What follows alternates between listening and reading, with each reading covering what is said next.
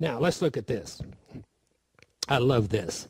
According as he hath, in verse 4 of Ephesians 1, according as he hath chosen us in him before the foundation of the world, that we should be holy and without blame before him in love. Well, that's not something that's going to happen. That's something that's already happened. That's what, again, Calvary is all about, the love of God. We are absolutely without blame, holy and without blame before him. In our human, carnal consciousness, absolutely not. But that's not where we live anymore. We live out from that flow of his life, the law of the Spirit of his life. And that spiritual being that you are, that was created in Genesis chapter 1. I was reading one day in Genesis chapter 1 where it says God created man in his image, and you look up that word created. Do you know one of the meanings is cut down? Not created something out of nothing, but simply a word that means cut down. So from that, I realized that we're just a chip off the old block.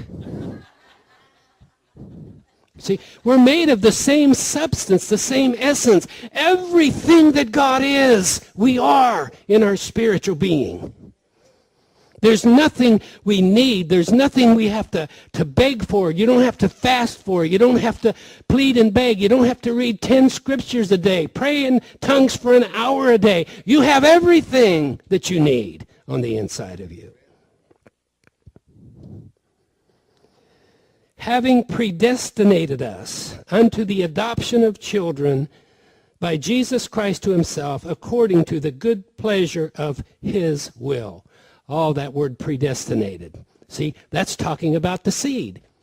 Do you know there is no human being, human consciousness, that God has ever made a covenant with? The covenant is always with the seed. Where's the seed? Right here. See, the only covenant that God has is with the seed, and the seed in you becomes a fire and a flame that burns up that carnal consciousness. That's what the fire of God is all about. It's not about punishment, it's about purification. So God is purifying us. Oh, I love it. Chosen in him before the foundation of the world. Well, some of the religious groups have again made that a selective few.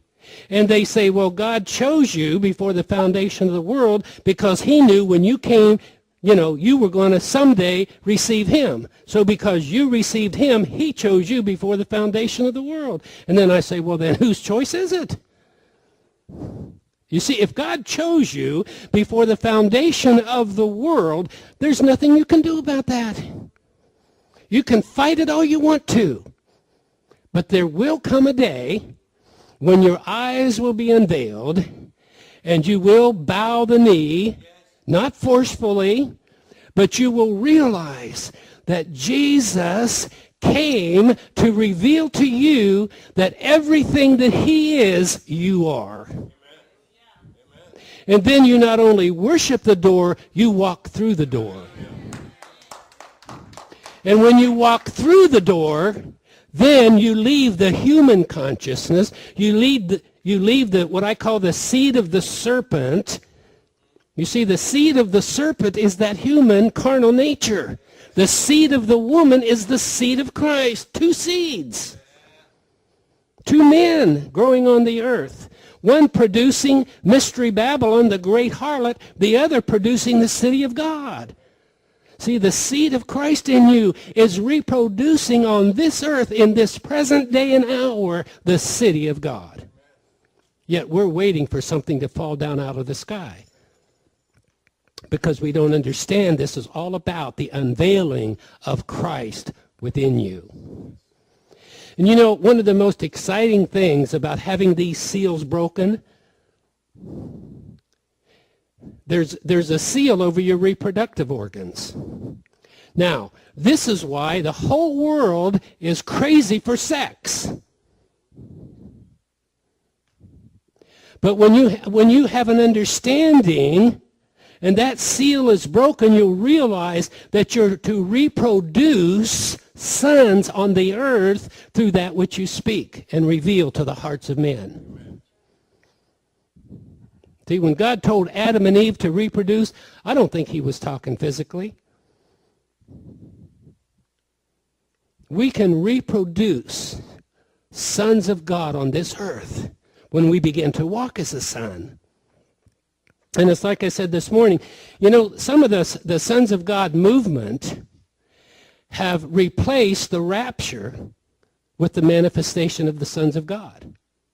Someday will be manifested sons. Well, someday never comes. And that's why this morning I said we must step out from behind the veil.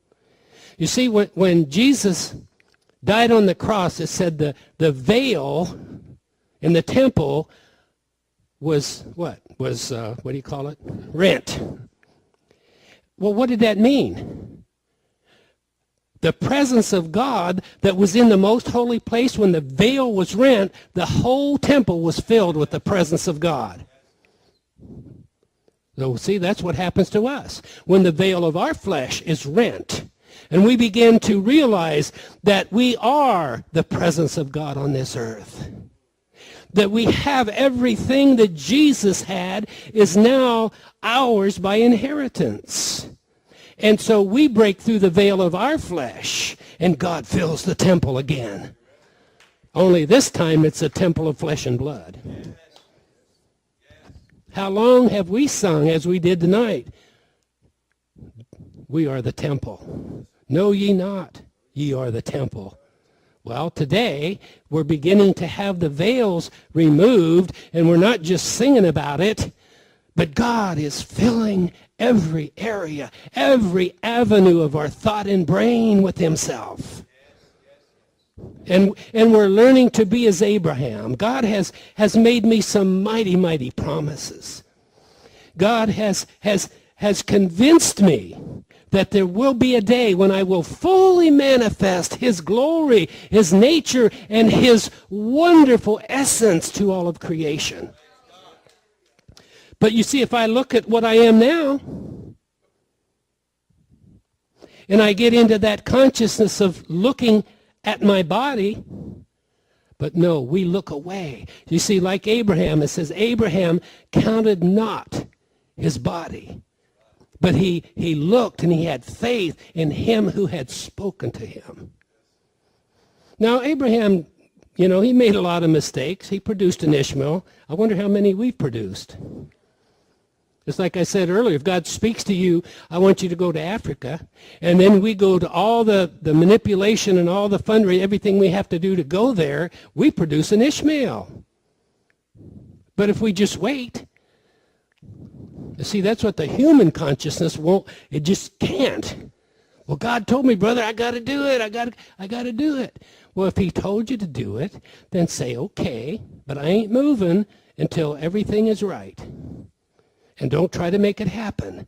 And if you don't try to make it happen, guess what? It'll happen, and it'll be in God's timetable. And then you'll be blessed, and everyone else will be blessed. When God does a thing, if I could tell you the story of our lives for the last, since about 1998, it's absolutely unbelievable.